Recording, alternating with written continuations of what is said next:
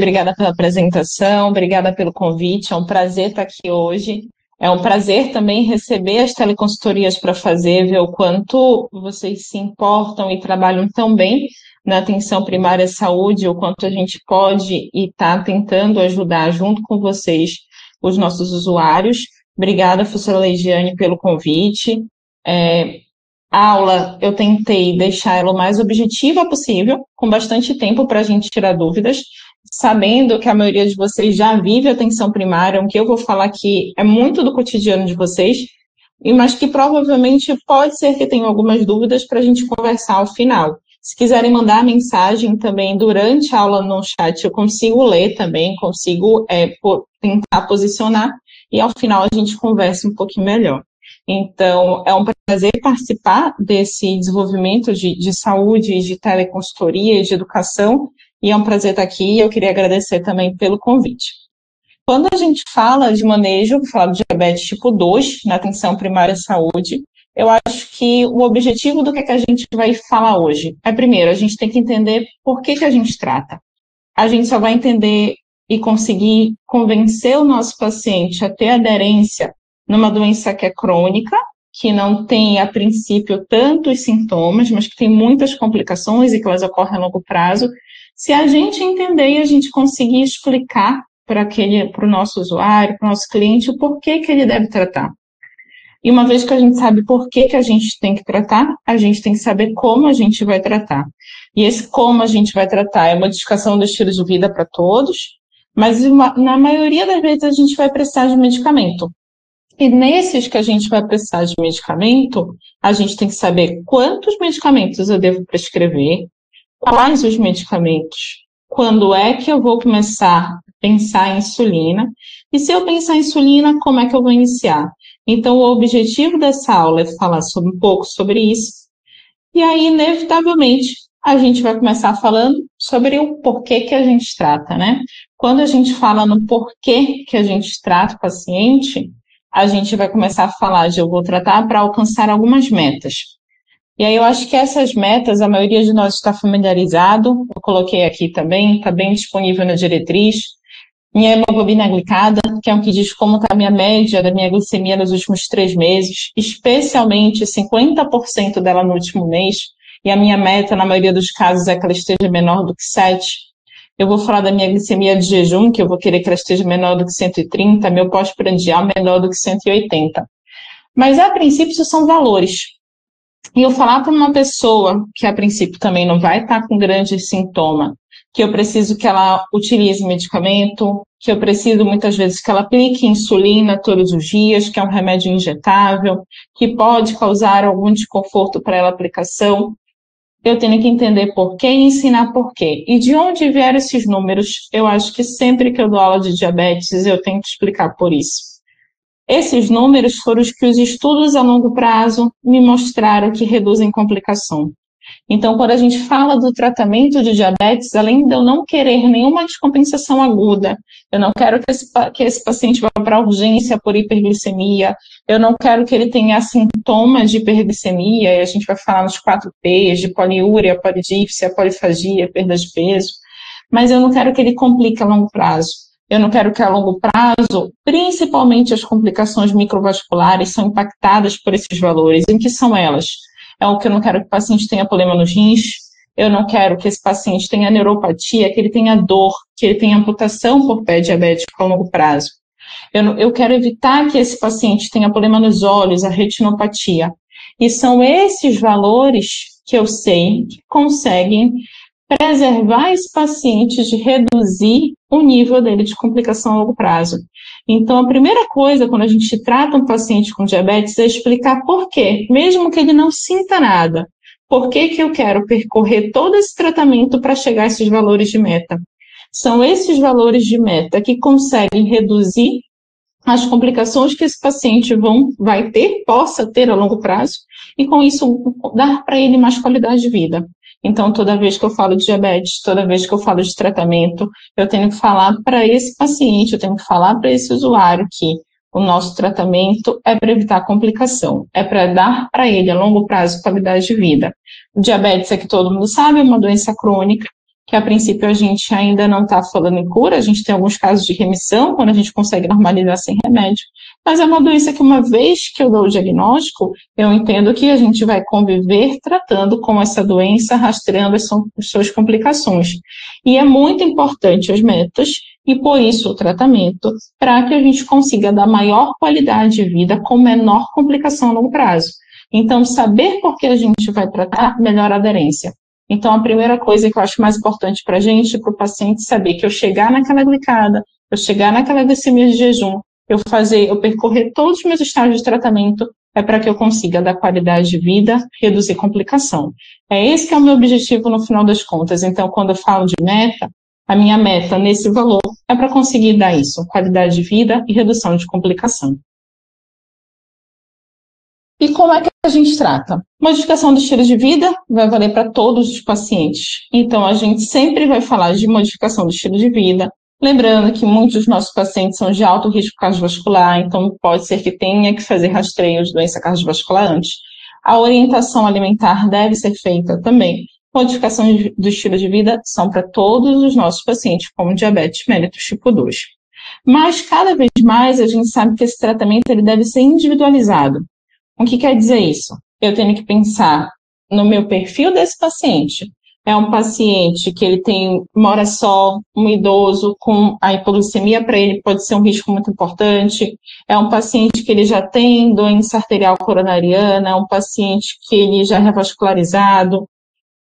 O tratamento que eu vou me direcionar, as minhas metas, os meus efeitos colaterais que eu posso administrar, dependem muito de quem é meu indivíduo. Então, o tratamento ele deve ser individualizado. Os efeitos colaterais de todas as medicações, eles devem ser explicados, os riscos e benefícios. Eu também tenho que pensar nos efeitos colaterais de acordo com o perfil do meu paciente. E sempre o custo e o acesso. Diabetes é uma doença crônica, são medicamentos de uso a longo prazo. Então, o melhor remédio é o que o paciente precisa e que consegue tomar. Hoje em dia, quando a gente fala do meu leque de medicamentos orais e injetáveis também para diabetes, eu tenho um leque muito grande de medicamento. Mas o custo, ele ainda é um limitante de acesso. E é muito importante que eu consiga prescrever aquilo que o meu paciente, ou aquilo que ele vai conseguir de fato utilizar. Porque eu passar um remédio que ele não vai conseguir utilizar, inevitavelmente não vai ter aderência, não vai ter eficácia, e esse paciente provavelmente vai continuar descompensado. Então, a gente tem que tratar para a gente alcançar as metas. Essas metas vão depender das minhas comorbidades. Tenho que pensar no meu perfil cardiovascular e de doença renal. E aí eu já vou falar para vocês por quê. Porque eu já tenho medicamentos que conseguem me dar proteção a longo prazo cardiovascular e doença renal, no meu risco de hipoglicemia e no impacto do peso. A gente sabe que a gente conseguir modificação do estilo de vida, redução do peso, tem um impacto super positivo no tratamento e no controle do diabetes. Então, são esses fatores que vão nos direcionar de como é que eu vou tratar, que medicamento eu vou utilizar para cada pessoa. Então, quando a gente fala em como tratar, um dos nossos fatores para a pessoa conseguir utilizar os medicamentos era o acesso. E aí eu vou começar essa aula falando principalmente quais são os remédios que eu tenho disponíveis no SUS. O que eu tenho disponível hoje no Sistema Único de Saúde, primeiro, e que vai ser normalmente o meu primeiro medicamento a ser prescrito, quando monoterapia, ele provavelmente vai estar presente, e em associação também, que é a metformina. A metformina é da classe das biguanidas, ela é um remédio que vai atuar na resistência à insulina. Então, quando eu estou falando em DM2, eu estou falando de uma doença que o principal mecanismo dela é a resistência à insulina. E eu estou falando de um medicamento que ele vai atuar nesse principal mecanismo.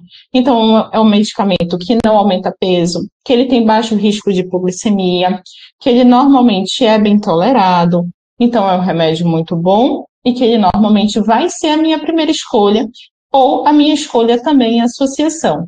Os principais efeitos colaterais, que eu já vou falar com vocês um pouquinho depois, são especialmente gastrointestinais. Outro medicamento que eu também tenho disponível para mim no Sistema Único de Saúde, que são as sulfonilureias, especialmente de mais fácil acesso, a glibenclamida.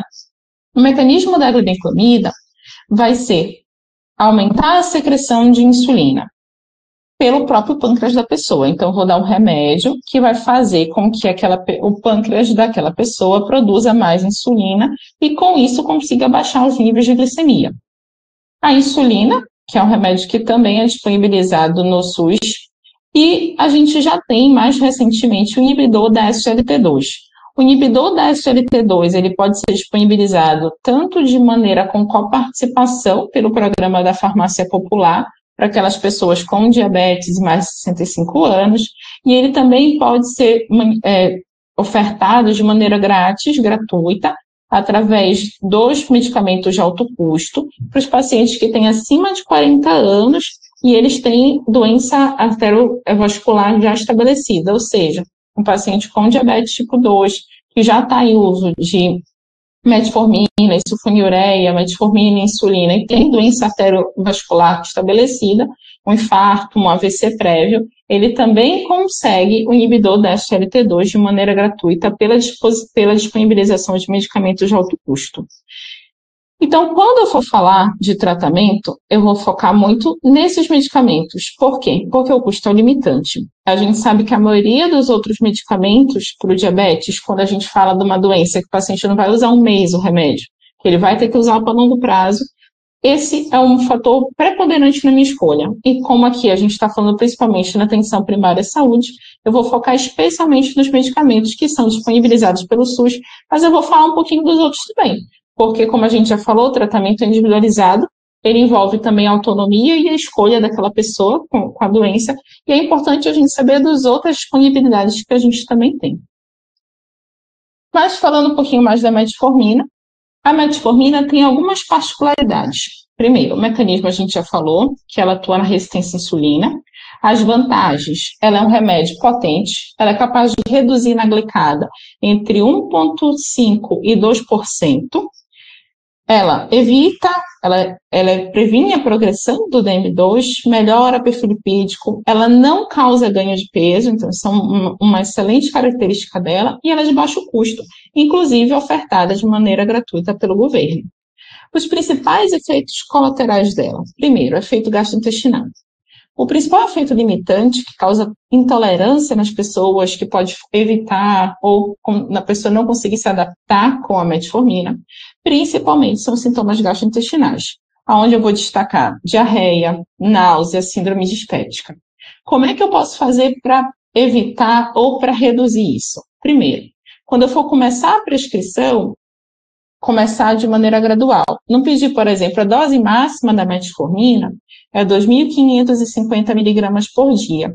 Mas a gente sabe que normalmente 2.000 miligramas por dia é o que ela consegue já atingir o seu máximo efeito. Eu consigo, pelo SUS, tanto a metformina da sua maneira mais simples, quanto a de liberação prolongada, que é a XR. A XR, que é a de liberação prolongada, ela costuma estar associada com menos efeito colateral. Então, a primeira coisa que eu posso fazer é, se eu tiver disponível o programa de farmácia popular, que o paciente consiga de graça, prescrever a XR, que vai ter menos efeito colateral. Segundo, não iniciar os 4 comprimidos todos no primeiro dia. Pedir para o paciente, olha, o senhor vai tomar 2 comprimidos após o jantar, tá tudo bem? Na próxima semana o senhor faz os 4 comprimidos, 2 após o almoço, por exemplo, e 2 após o jantar. E a segunda coisa é isso, juntar a metformina junto com a refeição. Quando eu deixo a metformina junto com a alimentação, eu também costumo reduzir os efeitos colaterais. Uma coisa importante é que a metformina ela pode estar associada com deficiências de vitamina B12. Então, é preconizado que toda pessoa que utiliza a metformina por mais de 4 anos, que eu dose vitamina B12 para rastrear se tem deficiência e caso ela exista, que a gente possa repor. As contraindicações. Uma importantíssima é a disfunção renal grave. Então, quando eu tenho um clearance menor do que 30, a metformina ela está contraindicada. E quando eu tenho um clearance entre 45 e 30, eu posso usar a metformina, mas o que eu falei aqui de dose máxima de 2.000, 2.500, ela passa a ser reduzida. Paciente com clearance entre 30 e 45, o que eu posso utilizar de metformina é no máximo 50% da dose.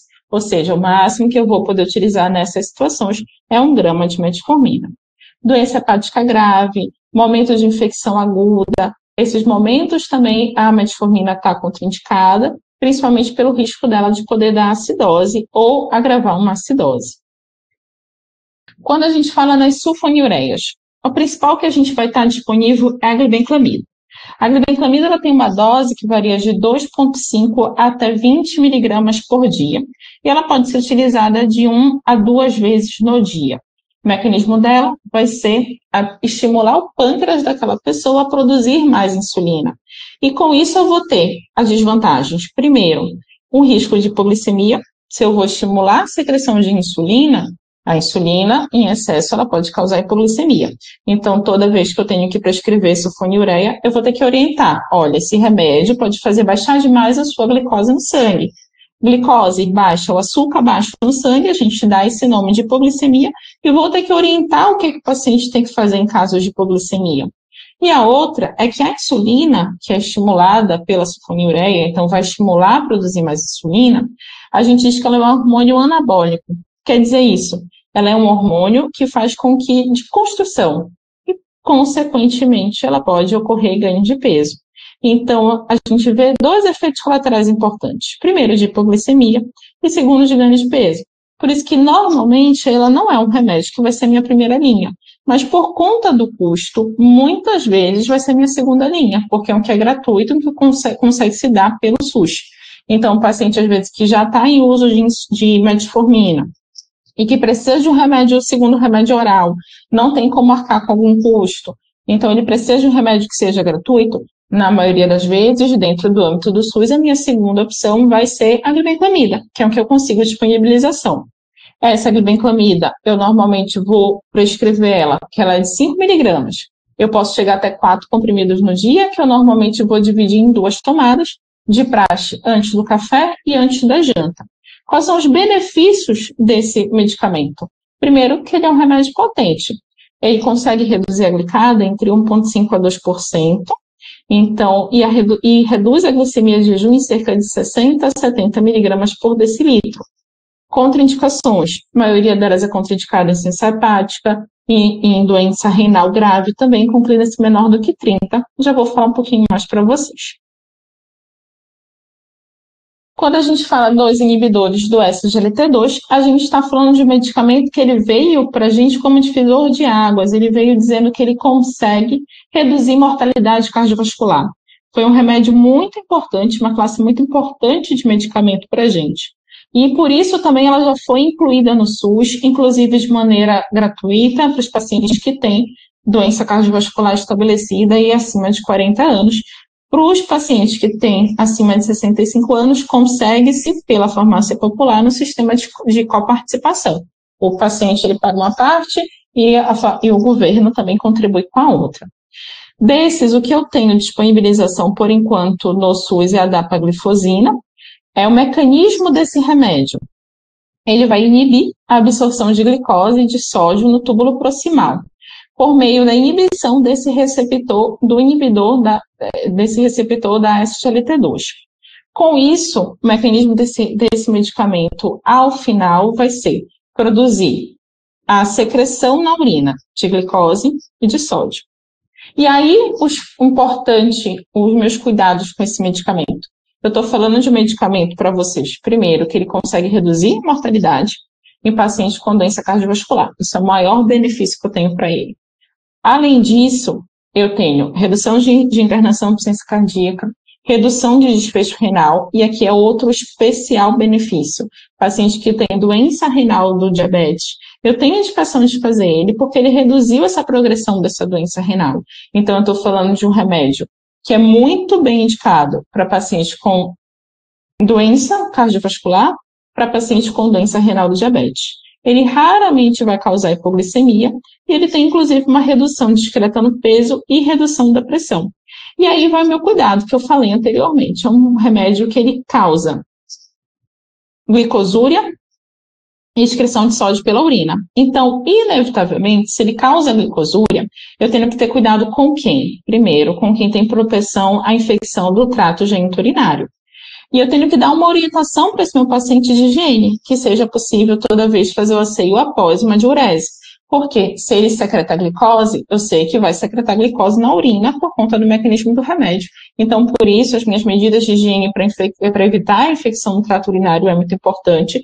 E eu ter cuidado de pensar, né, em não prescrever para um paciente que já tem infecção do trato urinário de repetição.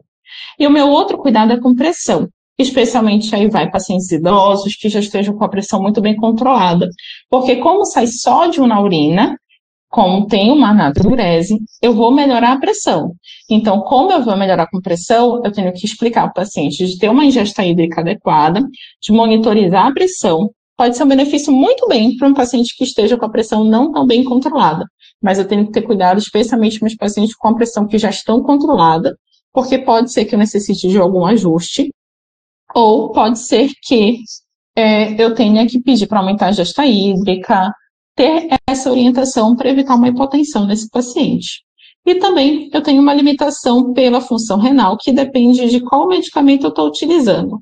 O principal que a gente vai falar aqui é a dapaglifosina, e a dapaglifosina ela é contraindicada com clínice abaixo de 25. A empaglifosina, que é outra que eu também tenho disponível no mercado, ela é contraindicada com clínice abaixo de 30.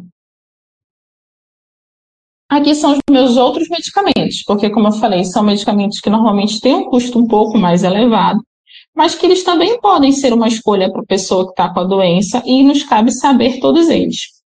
E aí eu vou destacar alguns. Metformina a gente já conversou, inibidor da SGLT2 nós já conversamos. O análogo do GLP-1, ele tem um principal benefício de acarretar a perda de peso. Então, são os remédios de liraglutida, semaglutida, que a gente escuta muito falando que são os nossos remédios de primeira linha para obesidade. E a gente sabe que o DM2 ele vem muito atrelado com o ganho de peso. E que, por outro lado, o ganho de peso ele é um fator preponderante de controle de diabetes mellitus tipo 2, visto o seu mecanismo. Então, se for uma oportunidade, se o paciente puder querer tratar o análogo do GLP-1, ele é um remédio extremamente importante quando a gente pensa especialmente em obesidade atrelada ao diabetes tipo 2. O inibidor da DPP-4, que eu tenho vários nessa classe, que são remédios que eles vão retardar ou inibir a degradação, vão inibir a DPP-4. A DPP-4 é uma enzima que ela vai degradar o análogo do o GLP-1. Então, se eu consigo inibir essa enzima que degrada o GLP-1, o meu GLP-1 vai funcionar por mais tempo. Mas ele não tem efeito para peso, ele tem efeito neutro sobre peso, mas o principal benefício desse medicamento, para mim, do inibidor da PP4, é que ele tem pouco efeito colateral. Então, ele tem pouco chances de hipoglicemia, ele tem um efeito neutro sobre o peso. Então, por muitas vezes, ele pode ser o meu medicamento.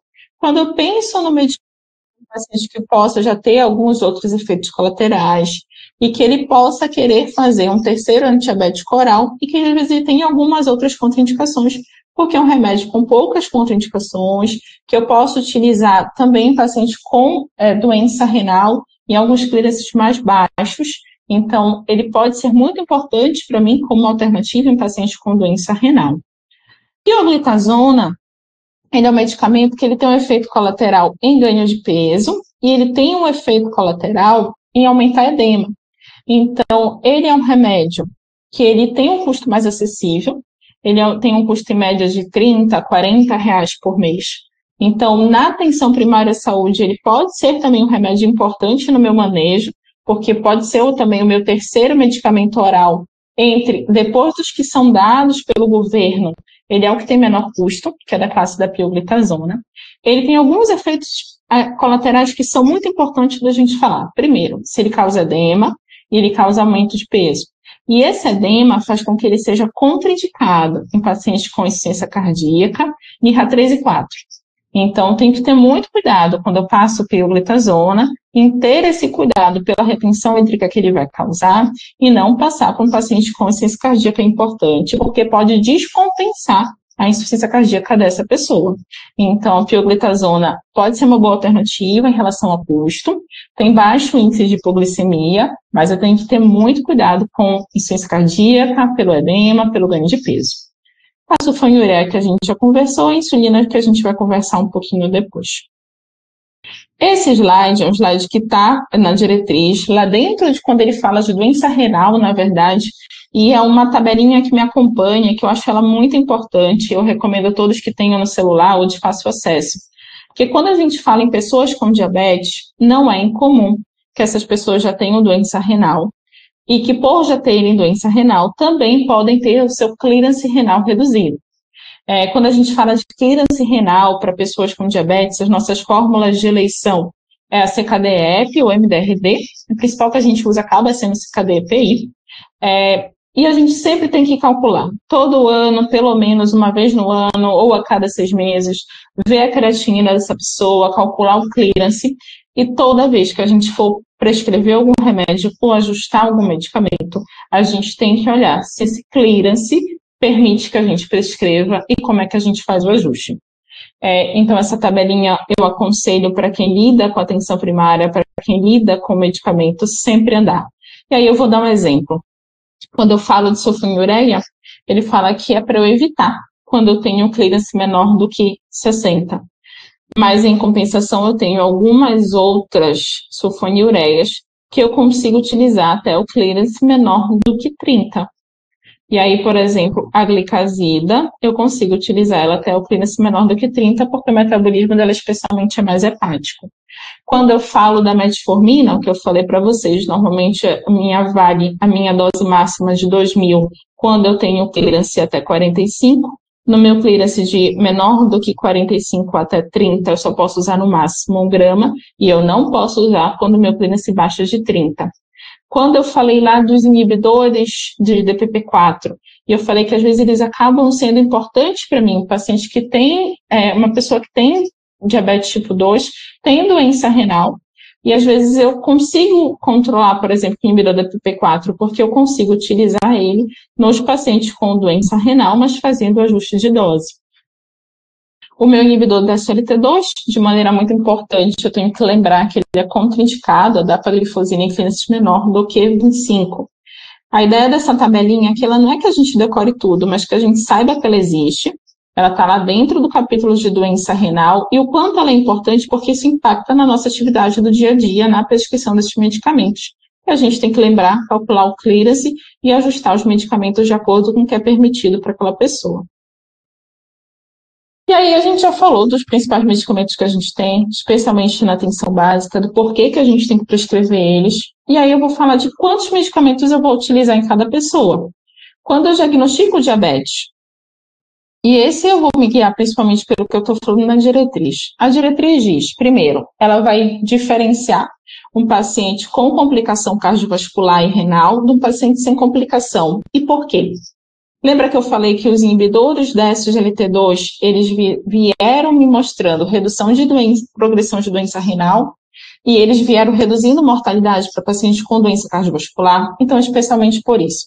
Quando eu falo numa pessoa que tem doença renal, por diabetes, que tem doença cardiovascular, eu já sei que por isso, porque lá o inibidor da SGLT2, ele vai reduzir a progressão de doença renal, ele vai reduzir a mortalidade por doença cardiovascular, então essas pessoas, independente da glicada, elas têm indicação de fazer inibidor da SGLT2. E no geral, para as pessoas que têm diabetes, mas sem complicações, quando eu vou tratar e como eu vou tratar? Se a glicada desse paciente, lembrando, diagnóstico de diabetes, eu tenho que ter 2 exames alterados, pode ser glicemia de jejum acima de 126, glicada maior ou igual a 6,5, ou, porventura, um paciente que fez TOTG lá maior do que 2 horas, maior do que 200, ou uma glicemia plasmática, ou acaso, no paciente com sintoma que esteja maior do que 200.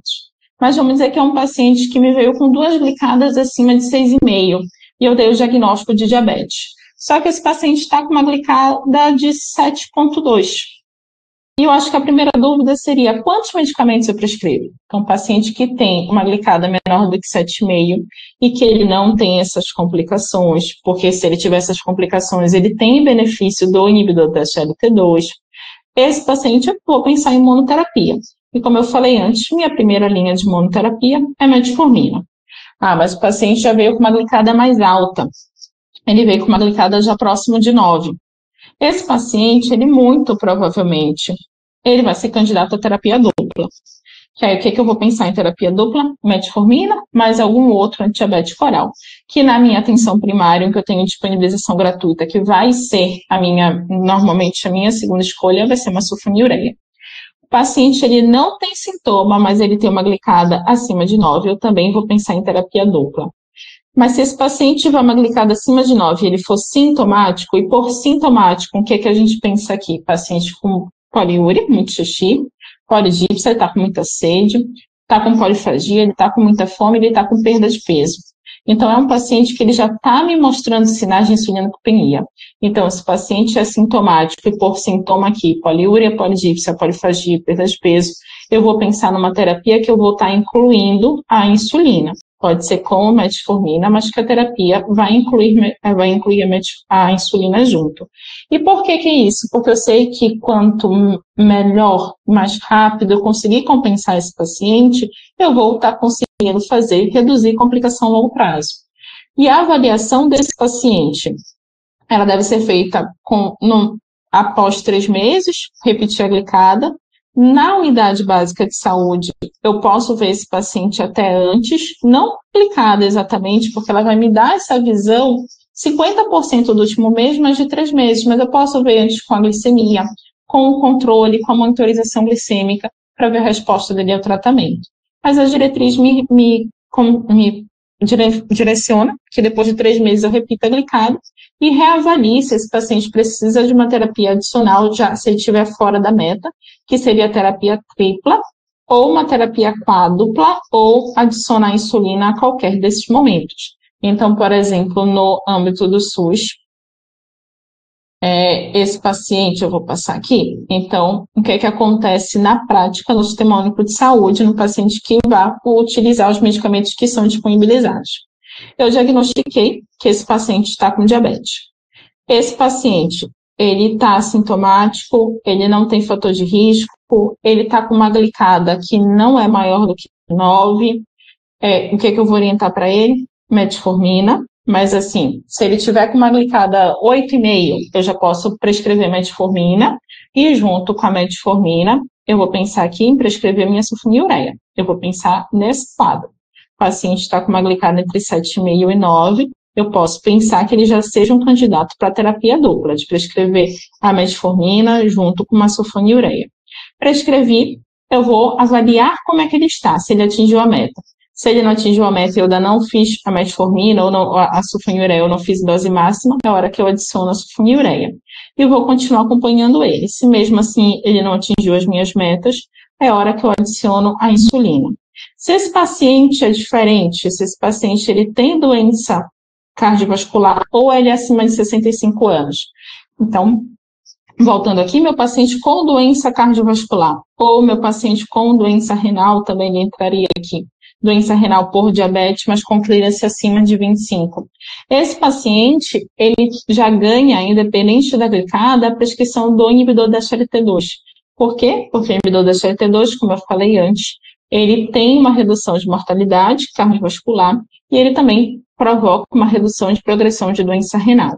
Então, como é que acontece isso no SUS? Esse paciente com doença cardiovascular ou acima de 65 anos, porque é quando ele também entra no programa da farmácia popular de coparticipação com o inibidor da SGLT2.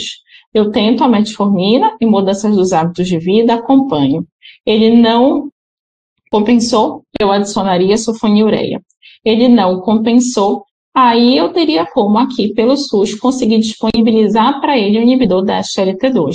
E se mesmo assim ele não compensar, seria o momento de eu adicionar insulina.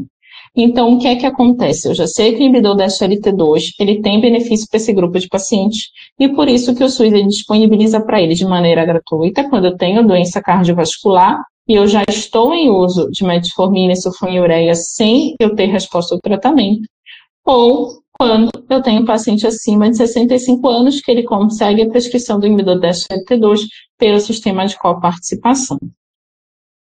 E aí é quando é que eu vou pensar em insulinoterapia?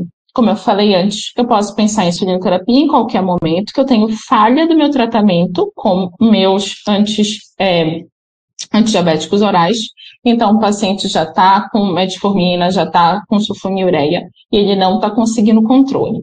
Como é que normalmente eu vou iniciar a minha insulina? Eu vou iniciar de praxe na pessoa com DM2, ela bedtime. A gente chama bedtime porque a gente dá à noite, próximo à hora de dormir, próximo às 10 horas da noite. E como é que eu vou iniciar? A gente fala dessa prescrição de cerca de 10 unidades ou 0,1 a 0,2 unidades por quilo. E eu vou ficar monitorizando como se essa insulina está fazendo efeito, principalmente pela glicemia capilar em jejum ao acordar. Então, é com a glicemia capilar desse paciente ao acordar que eu vou ficar fazendo a minha monitorização. E como é que eu vou fazer essa titulação de dose? Eu vou aumentar de 2 a 4 unidades a cada 3 dias, até tentar atingir a minha meta de jejum. Quando eu atingir a minha meta de jejum, eu vou ter que olhar se o paciente também conseguiu, a glicada está na meta. Se essa glicada está na meta, tudo bem. Então, eu consegui botar o jejum na meta, com a glicada na meta, provavelmente eu não preciso mais de outra terapia, o meu paciente compensou. Mas se porventura ele está com uma glicemia de jejum na meta, mas ele não está com a glicada na meta, eu vou ter que olhar para os outros horários. Os horários dele, de preferência até antes e após as refeições, e vou pensar se eu estou precisando também de uma segunda dose de insulina basal, que seria a insulina NPH ao acordar. E se mesmo assim, mesmo com o paciente já com 2 doses de insulina NPH, 2/3 ao acordar e 1/3 à noite, esse paciente não tiver compensado, é normalmente quando eu vou começar a pensar em prescrever as minhas insulinas prandiais. E aqui eu coloquei um esquema que é de um protocolo do nosso grupo aqui do PPG Diabetes, que eu acho que está bem didático para a gente entender. Que está resumindo um pouquinho isso, e depois eu vou falar que ele se baseia muito na ADA, nessa parte de insulina, que eu acho que é onde acontece a maior dúvida, de quando é que a gente começa a insulina e como é que a gente titula insulina na atenção primária. Então, eu vou voltar desde o início. Para todos os pacientes, eu vou pensar em fazer modificação de estilo de vida. Na maioria, quando eu vou só monoterapia, vou fazer a metformina. Vou medir essa glicada depois de 3 meses. Se eu não atingir o alvo, eu vou prescrever a minha sulfonilureia. Se depois de 3 meses eu não atingir o alvo, é quando eu normalmente, tirando aqueles casos que eu também tenho a indicação da prescrição do inibidor da SGLT2 pelo SUS, eu vou pensar em insulinoterapia. A insulinoterapia, como é que eu começo? Normalmente, primeiro, ao deitar. Com que dose eu começo? A dose inicial preconizada normalmente é em torno de 10 unidades ou 0,1 a 0,2 unidades por quilo. Vou titulando essa dose conforme a minha glicemia de jejum. Só que, se eu estiver vendo que a minha insulina já está acima de 0,5 unidades por quilo e a glicada não está atingindo o alvo, é o momento que eu vou começar a pensar, não, eu estou tendo que dar muito dose de insulina basal para essa pessoa só à noite, para tentar compensar e eu não estou conseguindo. Nesses momentos, acaba aumentando muito a minha chance de hipoglicemia se eu ficar dando a insulina toda no horário só e eu não estou conseguindo controle. Então, é a hora que eu vou pensar no meu esquema basal já em duplicata. Eu vou fazer a insulina NPH 2 vezes no dia. E como é que eu faço para transformar essa insulina que eu dava só uma vez no dia em 2? Eu pego 80% da dose de NPH que eu estava utilizando e eu divido em 2 aplicações. Eu dou 2/3 pela manhã e 1/3 à noite. Então, vamos dizer que eu comecei com um paciente com a insulina NPH para ele, 10 unidades à noite. Eu fui aumentando essa dose e o paciente não compensou. O paciente já estava utilizando, por exemplo, 30 unidades de insulina NPH à noite e não estava atingindo a glicada, não estava no alvo. Eu vou pegar esses 30, vou calcular 80% e vou dividir 2/3 de manhã, 1/3 à noite. Se mesmo assim essa glicada não atingir o alvo, é quando a gente já começa a pensar no esquema que a gente chama de basal prandial ou basal bolus, que é quando eu vou começar a adicionar insulina regular. E a gente pensa em adicionar insulina regular, eu posso começar na primeira refeição, e a dose que eu vou pensar normalmente é 4 unidades. Então, eu começo a dose, principalmente na principal refeição do paciente, 4 unidades eu vou titulando. Ah, mas o que é que pode acontecer também? Não, se o paciente ele está com a glicada próximo do alvo, mas ele está só após alguma refeição muito alta. eu posso pensar para evitar a hipoglicemia até tirar essas 4 unidades da basal e para começar 4 unidades na principal refeição dele de regular, para evitar também a hipoglicemia, mas chegar no alvo. E aí eu vou titulando, de preferência com monitorização glicêmica, antes e 2 horas após as refeições, para conseguir levar esse paciente para o alvo. Essa insulinoterapia da ADA ficou um pouquinho pequeno aqui, mas o que é que ela fala? Muito baseado no protocolo, nosso protocolo foi muito baseado no que a ADA recomenda, né? Então, ela vai iniciar também fazendo com a insulina basal, bedtime, 0,1 a 0,2 unidades por dia ou 10 unidades à noite, e eu vou titulando pela glicemia de jejum. Esse paciente já teve hipoglicemia, está próximo de 0,5 unidades por quilo por dia. Eu já estou provavelmente dando basal em excesso no seu horário. É nessa hora que eu posso pensar em cortar a basal em 2, que aí eu pego 80% do que ele está utilizando e divido 2/3, 1/3, ou de maneira com fazer isso, ou acrescentar uma insulina prandial na principal refeição dele, e aí eu penso em fazer isso principalmente quando ele 4 unidades na principal refeição. Se o paciente estiver tendo baixa de glicose, o inverso também é verdadeiro. Comecei com 10 unidades e o paciente está tendo baixa de glicose, eu posso pensar em reduzir de 2 a 4 unidades naquela insulina, ou, a depender da dose, reduzir 10% a 15% do que ele utiliza de insulina naquela insulina que está relacionada com a hipoglicemia do paciente.